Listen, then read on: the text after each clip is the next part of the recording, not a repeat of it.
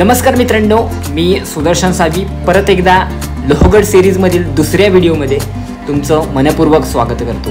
मित्रांनो, तुम्हाला माहीत असेल की आपण प्रीवियस ब्लॉग पहिलाच अपलोड केला आहे। तो जर बघितला नसाल, ज्याच्यामध्ये आपण पूर्णपणे लोहगड एक्सप्लोर केला आहे, तर तो बघितला नसाल तर नक्कीच त्याची लिंकसुद्धा मी आय बटनवर दिली आहे। तर ती लिंकवर तुम्ही क्लिक करून तो व्हिडिओ बघू शकता।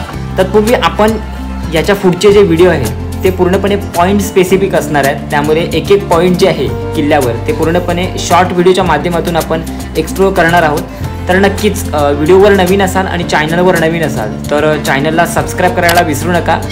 असेच छत्रपती शिवाजी महाराजांचे गडकिल्ले आपण या यूट्यूब चॅनलवर एक्सप्लोर करत असतो। तर मग चला कंटिन्यू करूया। पुढे आपल्याला या सिरीजमध्ये शॉर्ट पॉइंट्स व्हिडिओ आपल्याला पाहायला भेटतील। तर चला कंटिन्यू करूया। मित्रांनो, लोहगड एक्सप्लोर करण्याचं खास कारण काय?